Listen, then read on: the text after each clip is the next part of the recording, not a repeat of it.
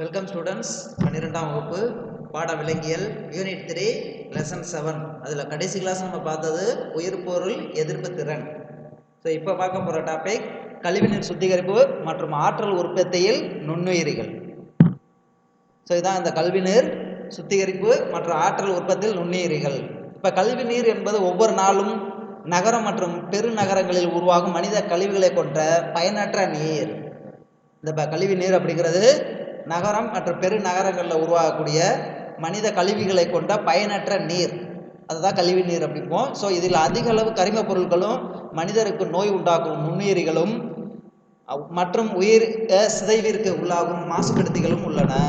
உயிரிய சிதைவிற்கு உள்ளாகும் அந்த மாசுபடுத்திகள் இருக்கு, மனிதர்களுக்கு நோய் உண்டாக்கக்கூடிய நுண்ணுயிரிகள் இருக்கு அந்த நீரில். அதான் அதிக அளவில் கரிம பொருட்கள் மனிதர்களுக்கு நோயை உண்டாக்கக்கூடிய நுண்ணுயிரிகள் மற்றும் உயிரிய சிதைவிற்கு உள்ளாகும் மாசுபடுத்திகள், இது எல்லாமே அந்த கழிவு நீரில் இருக்குது. ஸோ வீட்டு கழிவுகளில் 99% நீரும் 99% நீரும் தொடங்கு நிலை திடப்பொருட்கள், பிற கரையும் தன்மை கொண்ட கரிம மற்றும் கனிம பொருட்கள் போன்றவை 1% உள்ளன. அப்போ வீட்டு கழிவு அப்படின்னாவே 99% நீர் தான். நீரும் தொடங்கு நிலை திடப்பொருட்கள், பிற கரையும் தன்மை கொண்ட கரிம மற்றும் கனிம பொருட்கள், கரையக்கூடிய தன்மை கொண்ட கழிவு மற்றும் கரிம பொருட்கள் போன்றவை 1% இருக்குது. ஸோ ஆறுகள் மற்றும் ஓடைகள் போன்ற இயற்கையான நீர்நிலைகள் கழிவு நீரை நேரடியாக வெளியேற்றக்கூடாது. ஆறுகள் மற்றும் ஓடைகளில் இந்த இயற்கையாக போகக்கூடிய நீர்களில் கழிவு நீரை நேரடியாக வெளியேற்றக்கூடாது. ஸோ கழிவு நீரை வெளியேற்றுவதற்கு முன்னர் அதன் மாசினை குறைக்க கழிவு நீர் சுத்திகரிப்பு நிலையத்தின் மூலம் சுத்திகரிக்க வேண்டும். இப்போ டைரெக்டாக அதில் கலந்தால் என்னென்ன அதெல்லாம் அதில் இருக்குன்னா கரிம பொருட்கள் இருக்குது, அதிக அளவில் காணப்படுது, மனிதர்களுக்கு நோய் உண்டாக்கக்கூடிய நுண்ணுயிரிகள் அதில் காணப்படுது, உயிரிய சிதைவிற்கு உள்ளாகும் மாசுபடுத்திகளும் அதில் இருக்குது. ஸோ அதனால அதை ஆறுகளில் டைரெக்டாக நேராக கலக்கக்கூடாது, வெளியேற்றக்கூடாது. ஸோ அதை சுத்திகரிப்பு முறையில் சுத்திகரிக்க வேண்டும். அதான் அந்த கழிவுநீர் சுத்திகரிப்பு. அப்போ நுண்ணுயிரிகளின் வளர்ச்சியை ஊக்கப்படுத்தாத அளவுக்கு கழிவுநீர் உள்ள கரிம மற்றும் கனிம பொருட்களின் அளவை குறைப்பதும் பிற நச்சு பொருட்களை கழிவிலிருந்து வெளியேற்றுவது கழிவுநீர் சுத்திகரிப்போட முக்கிய நோக்கம். என்ன அப்படின்னா நுண்ணுயிர்களோட வளர்ச்சியை என்ன ஊக்கப்படுத்தாத அளவுக்கு, அதோட வளர்ச்சியை தடை செய்தல் அப்படிம்போம். அதாவது ஊக்கப்படுத்தாத அளவுக்கு கழிவு நீர் உள்ள கரிம மற்றும் கனிம பொருட்களின் அளவை குறைப்பதும், கனிம மற்றும் கரிம பொருட்களோட அந்த அளவை குறைப்பதும், பிற நச்சு பொருட்களை கழிவில் இருந்து வெளியேற்றுவதும், பிற நச்சு பொருட்களை அந்த கழிவில் இருந்து வெளியேற்றுதல் எல்லாமே அந்த கழிவுநீர் சுத்திகரிப்போட நோக்கம். இப்போ நுண்ணுயிரிகள் குறிப்பாக பாக்டீரியா மற்றும் சில புரோட்டோசோவாக்கள் கழிவு நீரை தீங்கற்றவையாக மாற்றுவதில் முக்கிய பங்காற்றுகின்றன. அப்போ அதில் அந்த நுண்ணுயிரிகள் அப்படிங்கிறது குறிப்பாக பாக்டீரியா, சில புரோட்டோசோவாக்கள், புரோட்டோசோவன் நோய் அப்படின்னு சொல்லுவோம்ல, அந்த புரோட்டோசோவாக்கள் கழிவு நீரை தீங்கற்றவையாக மாற்றுவதில் முக்கிய பங்காற்றுகின்றன. அதான் அந்த நுண்ணுயிரிகள். அப்போ கழிவு நீரில் நோய் உண்டாக்கி பாக்டீரியங்கள் உள்ளன. நோய் பரவுதலை தடுக்க அந்த பாக்டீரியங்களை அழிக்க வேண்டும். ஸோ அதுதான் அந்த சுத்திகரிப்பு. அப்போ கழிவு நீரில் குறிப்பாக அதிகமாக நோயை உண்டாக்கக்கூடிய அந்த நுண்ணுயிரிகள் அப்படின்னா பாக்டீரியா அண்ட் புரோட்டோசோம். இதுதான் அந்த கழிவு நீரை தீங்கற்றவையாக மாற்றுது. ஸோ ரொம்ப முக்கிய பங்காற்றுது நோய் ஏற்படுத்துவதில். ஸோ அதை கழிவு நீரில் நோய்க்கு பாக்டீரியாக்கள் இருக்கின்றன, உள்ளன. ஸோ அப்போ நோய் பரவுதலை தடுக்க இந்த பாக்டீரியாக்களை அழிக்க வேண்டும். ஸோ அதை எவ்வாறு அழிப்பாங்க? இந்த கழிவு நீர் சுத்திகரிப்பு அப்படிங்கிறது 3 படிநிலைகளில் அதை சுத்திகரிப்பாங்க. அதாவது முதல் நிலை அப்படின்னு சொல்லுவோம், 3 நிலைகளில் சொல்லுவோம். அதாவது வடிகட்டுதல் மற்றும் படிய வைத்தல் மூலம் கழிவு நீரிலிருந்து திட கரிம துகள்கள் மற்றும் கனிம பொருட்களை பிரித்தெடுப்பது முதல் நிலை சுத்திகரிப்பு ஆகும். அதாவது வடிகட்டுதல், அடியில் அந்த படிய வைத்தல் மூலம் கழிவு நீரில் உள்ள அதாவது கரிம துகள்கள், ரொம்ப திடமாக உள்ள அந்த திட பொருட்கள்னு சொல்லுவோம். அடுத்து இந்த கரிம துகள்கள் மற்றும் கனிம பொருட்களை பிரித்தெடுப்பது அப்படிங்கிறது தான் அந்த முதல் நிலை சுத்திகரிப்பில் அடங்கும். அதுக்கடுத்து மிதக்கும் குப்பைகளை தொடர் வடிகட்டல் முறையில் பிரித்தெடுக்கப்படுகின்றன. அந்த மிதக்கக்கூடிய குப்பைகளில் வடிகட்டல் முறையில் பிரித்தெடுக்கப்படுகிறது. படிய வைத்தல்னா அந்த திட கரிம துகள்களை படிய வச்சு அதுலேருந்து பிரித்தெடுக்குதல். அப்புறம் மண் மற்றும் சிறு கற்கள் படிய வைத்தல் முறையில் நீக்கப்படுகிறது. மேலே மிதக்கிறத வடிகட்டி பிரிக்கிறாங்க. ரொம்ப திடமாக உள்ள அந்த மண் இது எல்லாத்தையுமே என்ன படிய வைத்தல் முறையில் பிரித்தெடுக்கிறாங்க. ஸோ மண் மற்றும் சிறு கற்கள். ஸோ அதுக்கடுத்து கீழே படிந்துள்ள திடப்பொருட்களும் முதல் நிலை கசடை உருவாக்குகின்றன. கீழே படிந்துள்ள அந்த திடப்பொருட்கள் முதல் நிலை கசடை உருவாக்குகிறது. ஸோ மேலே தேங்கியிருப்பது கலங்கல் நீராகும். ஸோ அதான் முதல் நிலை கழிவுநீர் தொட்டியிலிருந்து கலங்கல் நீரானது இரண்டாம் நிலை சுத்திகரிப்பிற்கு எடுத்துக்கொள்ளப்படுகிறது. அப்போ முதல் நிலை இரண்டாம் நிலை அப்படிங்கிறதுல இதுதான் அது முதல் நிலை தொடக்க நிலை சுத்திகரிப்பு. அதான் முதல் நிலை சுத்திகரிப்பு. அதாவது முதல் நிலை சுத்திகரிப்பில் முதல் நிலை படியும் தொட்டி, முதல் நிலை படியும் தொட்டி. இது வந்து காற்றூற்றும் பகுதி, காற்று திரவ நிலை நீர் அப்படின்னு சொல்லுவோம். இரண்டாம் நிலை படியும் தொட்டி, தொற்று நீக்கும் பகுதி, தொற்றை நீக்கக்கூடியது. இதுதான் இரண்டாம் நிலை உயரிய சுத்திகரிப்பு அல்லது உயரிய சுத்திகரிப்புன்னு சொல்லுவோம். இது மூன்றாம் நிலை. இப்போ முதல் நிலை அப்படிங்கிறது என்ன, அதில் நகரங்கள் மற்றும் பெருநகரங்களிலிருந்து வெளியாகக்கூடிய கழிவு நீர். இப்போ இதுதான் அந்த நகரங்கள். முதல் நிலை சுத்திகரிப்பு. திடப்பொருட்கள், மண் துகள்கள் மற்றும் சரளை கற்களை நீக்குதல், படிய வைத்தல் முறையில் நீக்குதல். அதான் முதல் நிலை படியும் தொட்டி. அப்போ படிய வைத்தல்னா இங்கே வந்துடும். காற்றற்ற கசடு செரிப்பான். இதான் முதல் நிலை கசடு, இரண்டாம் நிலை கசடு. இது வந்து என்ன, காற்று அதாவது காற்றூற்றும் பகுதி, காற்று திரவ நிலை நீர். அதான் இது அடுத்து இரண்டாம் நிலை.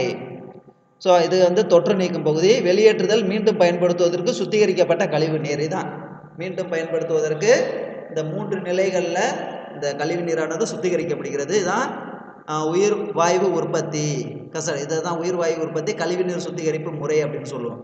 கழிவுநீர் சுத்திகரிப்பு முதல் நிலை, இரண்டாம் நிலை, மூன்றாம் நிலை, மூன்று படி நிலைகளில் தொடக்க நிலை சுத்திகரிப்பு. அதுதான் முதல் நிலை, இரண்டாம் நிலை, மூன்றாம் நிலை. இப்போ முதல் நிலை தான் பார்த்தோம். வடிகட்டுதல் படிய வைத்தல் முறையில் பிரிய வைக்கிறது, அதாவது பிரித்தெடுக்கப்படுதல் அப்படின்னு சொல்லுவோம். வடிகட்டுதல்ங்கிறது மேலே மிதக்கக்கூடிய குப்பைகளை தொடல் வடிகட்டல் முறையில் பிரித்தெடுத்தல். அதுக்கடுத்து படிய வைத்தல் அப்படின்னா கழிவு நீரில் உள்ள திட கரிம துகள்கள், அந்த கரிம துகள்கள் மற்றும் கனிம பொருட்களை பிரித்தெடுப்பது முதல் நிலை சுத்திகரிப்பில் அடங்கும். அதான் மண் சிறு கற்களை வந்து படிய வைத்தல் முறையில் நீக்கப்படுது.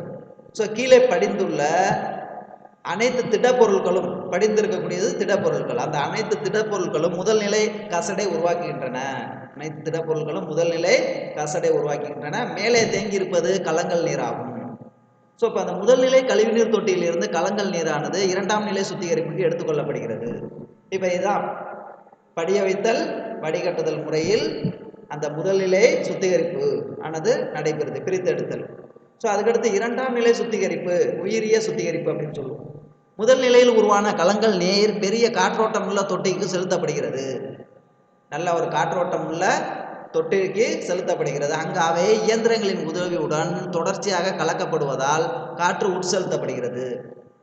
அப்போ அந்த இயந்திரங்களை வச்சு அந்த கலங்கல் நீரை தொடர்ச்சியாக கலக்கும் போது காற்றானது உட்செலுத்தப்படுகிறது. உள்ள வந்து காற்றானது உட்செலுத்தப்படுகிறது. அதான் காற்றோட்டம் உள்ள தொட்டிகளுக்குள் செலுத்தப்படுதுன்னு சொல்கிறோம்ல, அதான் அங்கே கலக்கிறாங்க, காற்று உட்செலுத்தப்படுகிறது. இதனால் காற்று சுவாச நுண்ணுயிரிகள் தீவிரமாக வளர்ந்து, இதனால் காற்று சுவாச நுண்ணுயிரிகள் அப்படிங்கிறது தீவிரமாக வளர்ந்து திரளாக ஃப்ளோக் உருவாகிறது, நிறையா உருவாகிறது. ஸோ இத்திரள் பாக்டீரியா தொகுப்பும் பூஞ்சை இலைகளும் இணைந்து வலைப்பின்னல் போன்ற அமைப்பாக காணப்படுகிறது. அந்த திரள் அப்படிங்கிறது பாக்டீரியா தொகுப்பும் பூஞ்சை இலைகளும் இணைந்து வலைப்பின்னல் போன்ற ஒரு அமைப்பாக காணப்படும். இந்த நுண்ணுயிரிகளில் வளர்ச்சியின் போது கழிவுநீரில் உள்ள பெரும்பங்கு கனிம பொருட்களை உட்கொண்டு அழிகின்றன. அப்போ அது வந்து ஒரு வலைப்பின்னல் போன்ற அமைப்பாக காணப்படும். இது வந்து நுண்ணுயிரிகளோட அந்த வளர்ச்சியில் போது அந்த கழிவு நீரில் உள்ள பெரும்பங்கு கரிம பொருட்களை உட்கொண்டு அழிகின்றன. அப்போ அந்த கரிம பொருட்களை உட்கொண்டு அது அழிகிறது. ஸோ இது பெருமளவில் உயிரிய ஆக்சிஜன் தேவையை குறைக்கிறது. அப்போ அந்த கரிம பொருட்கள் அந்த கழிவு நீரில் ஆக்சிஜன் அப்படிங்கிறது கிடையாது, ரொம்ப கம்மியாக இருக்கும். பெருமளவில் அந்த உயிரிய ஆக்சிஜன் தேவையை வந்து குறைச்சிருது. அதான் பிஓடி அப்படின்னு சொல்ல, உயிர் வேதிய ஆக்சிஜன் தேவை, உயிர் வேதிய ஆக்சிஜன் தேவை அப்படின்னு சொல்லுவோம். பிஓடி அப்படிங்கிறது அல்லது உயிரிய ஆக்சிஜன் தேவை, ஆக்சிஜன் தேவை. ஸோ ஒரு லிட்டர் நீரில் உள்ள அனைத்து கரிம பொருட்களையும் ஆக்சிஜனேற்றம் செய்வதற்கு பாக்டீரியாவால் பயன்படுத்தப்படும் ஆக்சிஜன் அளவே உயிரிய ஆக்சிஜன் தேவை எனப்படும். இந்த பிஓடி அப்படின்னா என்ன, ஒரு லிட்டர் நீரில் உள்ள அனைத்து கரிம பொருட்களையும் ஆக்சிஜனேற்றம் செய்வதற்கு பாக்டீரியாவால் பயன்படுத்தப்படும் ஆக்சிஜன் அளவே உயரிய ஆக்சிஜன் தேவை அப்படின்னு சொல்லுவோம். ஸோ உயரிய ஆக்சிஜன் தேவை குறையும் வரை கழிவுநீர் சுத்திகரிப்பு நடைபெறுகிறது. அதில் அந்த ஆக்சிஜன் தேவைங்கிறது குறையும் வரை அந்த கழிவுநீர் சுத்திகரிப்புங்கிறது நடைபெறுகிறது. கழிவுநீரில் உயரிய ஆக்சிஜன் தேவை அதிகரிக்க அதிகரிக்க கழிவுநீர் மாசுபடுத்தும் தன்மையும் அதிகரிக்கிறது. அப்போ அந்த ஆக்சிஜன் தேவை குறையும் வரை கழிவுநீர் சுத்திகரிப்பு நடைபெறுகிறது. அப்போ கழிவுநீரில் உயரிய ஆக்சிஜன் தேவை அதிகரிக்க அதிகரிக்க கழிவுநீர் மாசுபடுத்தும் தன்மை அதிகரிக்கிறது. கழிவுநீர் தேவைப்பட்டால் அது இந்த தேவைங்கிறது அதிகரிக்கும் பொழுது மாசுபடுத்தும் தன்மைங்கிறது அதிகரிக்கிறது. அதான் அதில் உள்ளது. அதான் உயரிய ஆக்சிஜன் தேவை. அப்போ அந்த பாக்டீரியா இங்கே சொன்னோம்ல, பாக்டீரியா தொகுப்பு பூஞ்சை இலைகளும் இணைந்த ஒரு வலைப்பின்னல் போன்ற அமைப்பாக காணப்படும். இது இந்த நுண்ணுயிரிகளோட வளர்ச்சிக்கு அதாவது வளர்ச்சியின் போது கழிவுநீர் உள்ள பெரும்பங்கு கரிம பொருட்களை உட்கொண்டு அழிகின்றன. அந்த கரிம பொருட்களை உட்கொண்டு அழிகிறது. இதில் பெருமளவில் ஆக்சிஜன் தேவைங்கிறது குறையுது. அப்போ அந்த ஆக்சிஜன் தேவை, அதாவது உயரிய ஆக்சிஜன் தேவைன்னு சொல்லுவோம். 1 லிட்டர் நீரில் உள்ள அனைத்து கரிம பொருட்களையும் ஆக்சிஜனேற்றம் செய்வதற்கு பாக்டீரியாவால் பயன்படுத்தப்படும் ஆக்சிஜன் அளவே உயரிய ஆக்சிஜன் தேவை எனப்படும். 1 லிட்டர் நீரில் உள்ள அந்த கரிம பொருட்களை ஆக்சிஜனேற்றம் செய்வ பாக்டீரியாவால் பயன்படுத்தப்படும் அந்த ஆக்சிஜன் அளவே இந்த பிஓடி உயரிய ஆக்சிஜன் தேவை அப்படின்னு சொல்லுவோம். அப்போ இந்த ஆக்சிஜனோட தேவைங்கிறது குறையும் வரை அந்த கழிவுநீர் சுத்திகரிப்பு நடைபெறும். அப்போ அந்த கழிவுநீரில் ஆக்சிஜன் தேவை அதிகரிக்க அதிகரிக்க அந்த கழிவுநீரோட மாசுபடுத்தும் தன்மைங்கிறது அதிகரிக்கிறது. மாசுபடுத்தக்கூடிய தன்மை அதிகரிக்கும். இதுதான் அந்த 2ஆம் நிலை அப்படின்னு சொல்லுவோம். ஸோ அதுக்கடுத்து அந்த 2ஆம் நிலையிலே அடுத்த கழிவுநீரில் உள்ள உயரிய ஆக்சிஜன் தேவை குறிப்பிடத்தக்க அளவு குறைந்தவுடன், கழிவுநீரில் உள்ள அந்த ஆக்சிஜன் தேவை குறிப்பிடத்தக்க அளவு குறைந்தவுடன் அந்த நீர் கீழ்ப்படிவாதல் தொட்டிக்கு அனுப்பப்படுகிறது. அந்த கீழ்ப்படிவாதல் தொட்டின்னு சொல்லுவோம். அந்த 2ஆம் நிலையிலிருந்து கீழ்ப்படிவாதல் தொட்டிக்கு அனுப்பப்படுகிறது. ஸோ அப்போ அந்த இதனால் அந்த பாக்டீரியா திரளில் கீழே படிக்கிறது. அப்போ இந்த படிவு அதாவது செறிவூட்டப்பட்ட கசடு என்ன படிக்கிறது, இந்த அந்த பாக்டீரியா திரள் அப்படிங்கிறது என்ன, பாக்டீரியா தொகுப்பு அந்த பூஞ்சைகளும் ஒரு வலைப்பின்னல் போன்ற அமைப்பாக அதில் காணப்படும். ஸோ அதுதான் வந்து என்ன, அந்த கரிம பொருட்களை என்ன உணவாக எடுத்துக்கிட்டு அழியுதுன்னு இங்கே பார்த்தோம். ஸோ அந்த செறிவூட்டப்பட்ட கசடின் ஒரு சிறு பகுதியை காற்றோட்டமுடைய தொட்டிக்குள் மீள செலுத்தப்பட்டு மூல நுண்ணுயிரிகளாக பயன்படுத்தப்படுகிறது. அதான் செறிவூட்டப்பட்ட கசடின் ஒரு சிறு பகுதி காற்றோட்டமுடைய தொட்டிக்குள் மீள செலுத்தப்பட்டு மூல நுண்ணுயிரிகளாக பயன்படுத்தப்படுகிறது. பிறகு மீதமுள்ள அனைத்து செறிவூட்டப்பட்ட கசடுகளும் காற்றில்லா சுவாச கசடு சிதைப்பான் என்னும் பெரிய தொட்டியினுள் செலுத்தப்படுகிறது. காற்றில்லா சுவாசம் கசடு என்னும் சிதைப்பான் என்னும் பெரிய தொட்டியினுள் செலுத்தப்படுகிறது. அதில் காற்றற்ற சுவாசத்தை மேற்கொள்ளும் பாக்டீரியாக்கள் கசடில் உள்ள பாக்டீரியா மற்றும் பூஞ்சையை செரிமானம் செய்கிறது. அதாவது காற்றற்ற சுவாசத்தை மேற்கொள்ளும் பாக்டீரியா கசடில் உள்ள அந்த பாக்டீரியா மற்றும் பூஞ்சையை செரிமானம் செய்கிறது. அவ்வாறு செரிமானம் நடைபெறும் போது பாக்டீரியங்கள் மீத்தேன், ஹைட்ரஜன் சல்பைடு மற்றும் கார்பன் டை ஆக்சைடு வாயு கலவையை உற்பத்தி செய்கின்றன. அதான் கீழே இங்கே பார்த்தோம்ல அந்த வாயு கலவை அப்படிங்கிறது. இந்த கசடுகளில் இதுதான் உயிர் வாயு உற்பத்தி, அந்த வாயு கலவையை உற்பத்தி செய்கிறது. இங்கே தான் அந்த 2ஆம் நிலை தொட்டி மூலமாக இந்த கசடு கீழ்த்தொட்டிக்கு வருதுன்னு பார்த்தோம். ஸோ அதுதான் வந்து என்ன, அந்த பாக்டீரியாக்கள் கசடில் உள்ள பாக்டீரியா மற்றும் பூஞ்சையை செரிமானம் செய்கிறது. காற்றற்ற சுவாசத்தை மேற்கொள்ளும் பாக்டீரியா அதாவது மேற்கொள்ளும் பாக்டீரியங்கள் கசடில் உள்ள பாக்டீரியா மற்றும் பூஞ்சையை செரிமானம் செய்கிறது. இவ்வாறு செரிமானம் நடைபெறும் போது பாக்டீரியாக்கள் methane, hydrogen sulphide, carbon di oxide வாயுக்களை உற்பத்தி செய்கின்றன. இவ்வாயுக்களே உயிரிய வாயுவை உருவாக்குகின்றன. அதான் பயோகேஸ். இந்த உயிரிய வாயு ஆற்றல் மூலாதாரமாக பயன்படுத்தப்படுகிறது. அந்த உயிரிய வாயு வந்து என்ன, ஒரு ஆற்றலுக்காக பயன்படுத்துகிறாங்க, எனர்ஜியாக பயன்படுத்துகிறாங்க 2ஆம் நிலையில். ஸோ இதுக்கு அடுத்து 3ஆம் நிலை சுத்திகரிப்பு. கழிவுநீரை மீண்டும் பயன்படுத்துவதற்கும் மற்றும் மறுசுழற்சி செய்வதற்கும் அல்லது இயற்கையான நீர்நிலைகளில் கலப்பதற்கு முன்பாக செய்யப்படும் இறுதி சுத்திகரிப்பே 3ஆம் நிலை சுத்திகரிப்பு அப்படின்னு சொல்லுவோம். இந்த கழிவு நீரை மீண்டும் பயன்படுத்துவதற்கு, இந்த சுத்திகரிப்புக்கு அடுத்து நம்ம டைரெக்டாக அதை வந்து நம்ம மீண்டும் பயன்படுத்தலாம். ஸோ அந்த பயன்படுத்துவதற்கும் இயற்கையான நீர்நிலைகளில் கலப்பதற்கு நம்ம முதல் நிலை சுத்திகரிப்பிலே பார்ப்போம். டைரெக்டாக இயற்கையான நீர்நிலைகளில் கலக்கக்கூடாது. ஏன்னா அதில் வந்து என்ன, மனிதனுக்கு நோய் உண்டாக்கக்கூடிய நுண்ணுயிரிகள் நிறையா இருக்குது, அந்த கரிம பொருட்கள் இருக்குது அப்படின்னு பார்த்தோம். ஸோ அது எல்லாமே வந்து என்ன, மறுசுழற்சி முறையில் அந்த நுண்ணுயிரிகளை எல்லாம் நீக்கிட்டு அதுக்கப்புறம் தான் அந்த கழிவு நீரில் சேர்க்கணும். அதாவது இயற்கையான அந்த ஆறுகள் ஓடைகளில் கலக்கணும். அது எப்போ கலக்கணும் அப்படின்னா அந்த 3ஆம் நிலை சுத்திகரிப்பு முடிந்ததுக்கு அப்புறம் தான். ஸோ அதாவது இதனால் கழிவு நீரின் தரம் மேம்படுகிறது 3ஆம் நிலை சுத்திகரிப்பில். இம்முறையினால் நைட்ரஜன் மற்றும் பாஸ்பரஸ் போன்ற மீதமுள்ள கனிம கூட்டுப் பொருட்களும் நைட்ரஜன் பாஸ்பரஸ் போன்ற மீதமுள்ள கரிம கூட்டுப் பொருட்களும்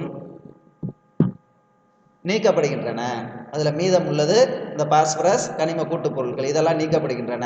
புற ஊதா கதிர்கள் நீரின் தரத்தை பாதிக்காமல் அதில் உள்ள நுண்ணுயிரிகளை மற்றும் செயலிழக்க செய்வதால் அவை சிறந்த தொற்று நீக்கியாக செயல்படுகின்றன. அந்த புற ஊதா கதிர்கள் நீரோட தரத்தை பாதிக்காமல் அதில் உள்ள நுண்ணுயிரிகளை மட்டுமே செயலிழக்க செய்வதால் அவை சிறந்த தொற்று நீக்கியாக செயல்படுகிறது. புற ஊதா கதிர்கள் வேதிப்பொருட்கள் இல்லாததால் அது தற்போதைய குளோரினேற்றம் செயல்முறைக்கு சிறந்த மாற்றாக அமையும்.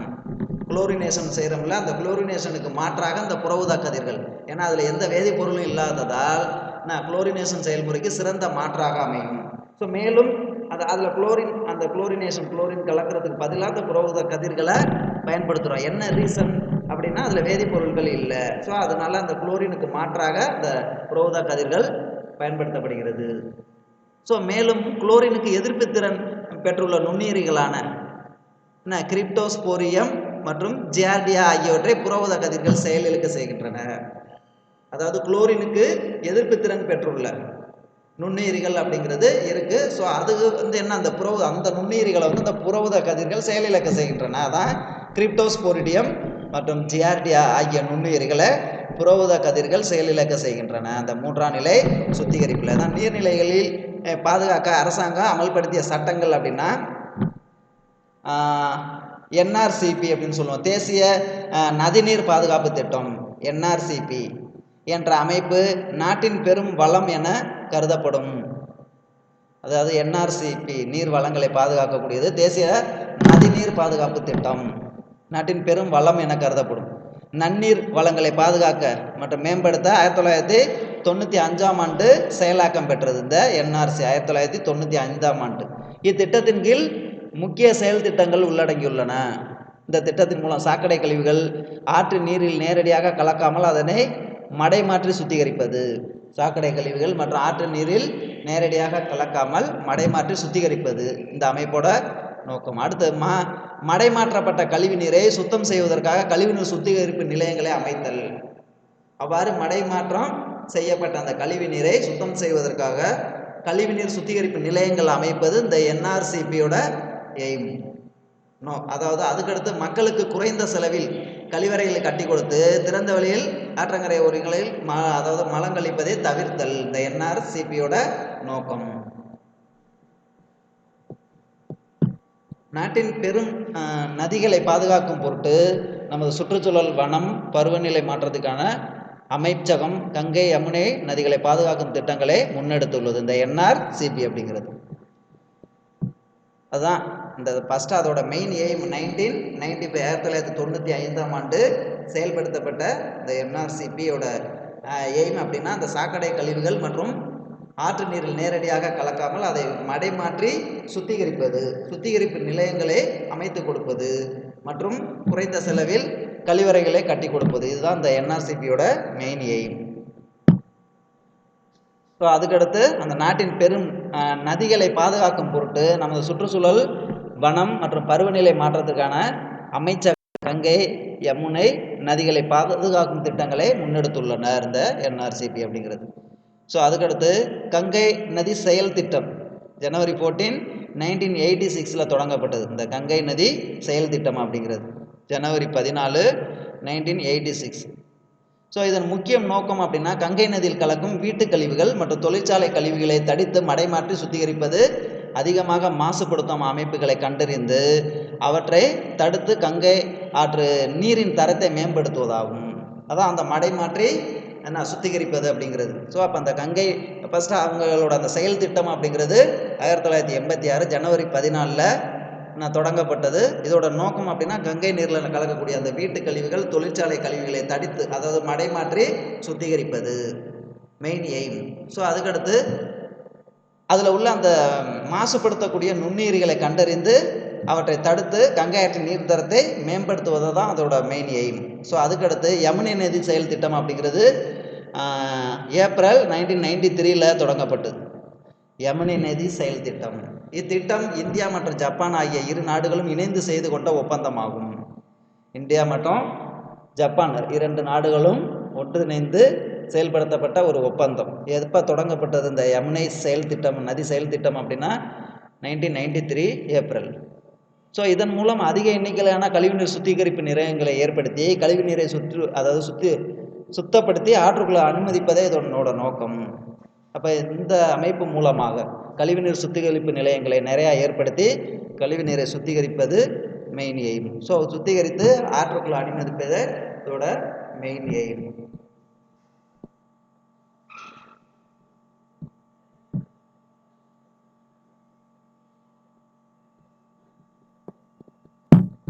நுண்ணுயிரிய எரிபொருள் கலன், அதாவது மைக்ரோபியல் ஃபியூல் செல் அப்படின்னு சொல்லுவோம், MFC, நுண்ணுயிரிய எரிபொருள் கலன்.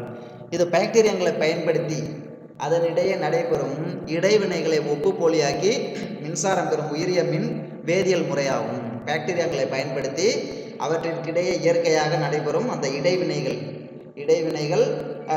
வினைகளை ஒப்பு போலியாக்கி மின்சாரம் பெறும் உயிரிய மின் வேதியியல் முறை அப்படின்னு சொல்லுவோம். கரிம மூலக்கூறுகளை ஆக்சிஜனேற்ற மற்றும் ஒடுக்க வினைக்கு ஆட்படுத்த பாக்டீரியாக்களை அனுமதிப்பதன் மூலம் நுண்ணுயிரிய எரிபொருள் களம் இயங்குகிறது. அதாவது கரிம மூலக்கூறுகளை ஆக்சிஜனேற்ற மற்றும் ஒடுக்க வினைக்கு ஆட்படுத்த பாக்டீரியாக்களை அனுமதிப்பதன் மூலம் நுண்ணுயிரிய எரிபொருள் களம் இயங்குகிறது. நுண்ணுயிரிய எரிபொருள் களம் அப்படின்னு சொல்லுவோம். அடிப்படையில் பாக்டீரியாக்களின் சுவாசமானது ஒரு பெரிய ஆக்சிஜனேற்ற ஒடுக்க வினையாகும். பாக்டீரியாக்களை பயன்படுத்தி உயிர் வேதியியல் முறையில் மின்சாரத்தை பெறுறது தான் இந்த நுண்ணுயிரிய எரிபொருள் கலன் அப்படின்னு சொல்லுவோம். பாக்டீரியாக்களை பயன்படுத்தி, அதான் நம்ம ஃபஸ்ட்டு பார்த்தோம். அதாவது பாக்டீரியாக்களை பயன்படுத்தி அதனிடையே இயற்கையாக நடைபெறக்கூடிய இடைவினைகளை ஒப்பு போலியாக்கி மின்சாரம் பெறும் உயிரிய மின் வேதியியல் முறையே இந்த நுண்ணுயிரிய எரிபொருள் அப்படின்னு சொல்லுவோம். அதன் மூலமாக மின்சாரம் பெறுறது.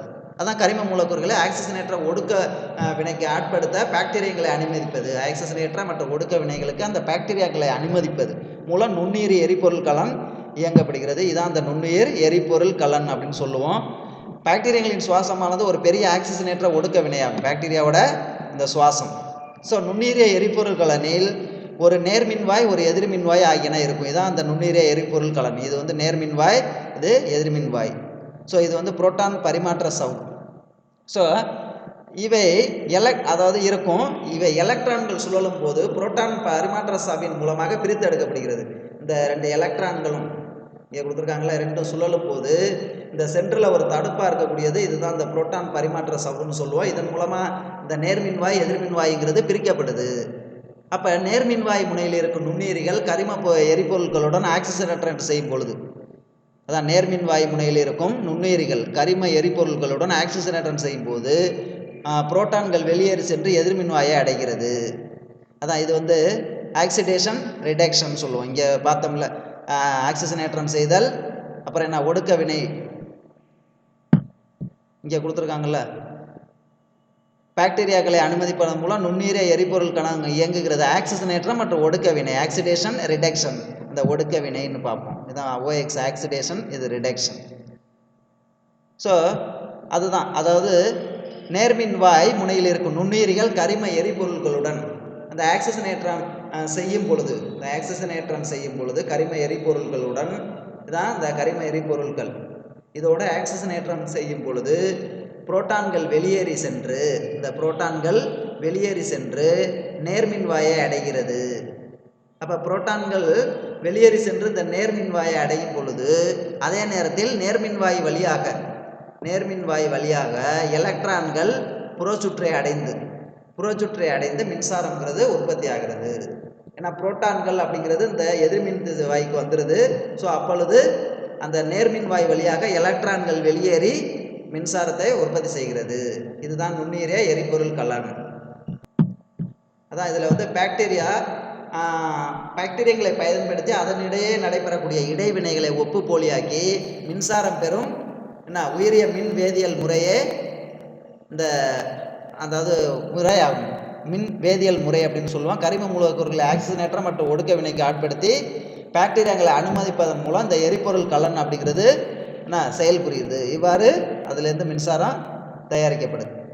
அதான் எதிர்மின்வாய் நேர்மின்வாய் அப்படின்னு சொல்லுவோம். அதுதான் நேர்மின்வாய் முனையில் இருக்கும் அந்த நுண்ணுயிரிகள் கரிம பொருட்களுடன் ஆக்சிஜனேற்றம் செய்யும் பொழுது, கரிம பொருட்களுடன் என்ன ஆக்சிஜனேற்றம் செய்யும் பொழுது இந்த நேர்மின்வாய் முனையில் இருக்கக்கூடிய புரோட்டான்கள் எதிர்மின்வாய்க்கு வருது. ஸோ அப்போ புறச்சூழலிலிருந்து நேர்மின்வாய் வழியாக எலக்ட்ரான்கள் என்ன புறச்சுற்றை அடைந்து மின்சாரம் உற்பத்தி செய்யப்படுகிறது. Okay, thank you students. அடுத்த டாபிக் நெக்ஸ்ட் கிளாஸில் பார்ப்போம்.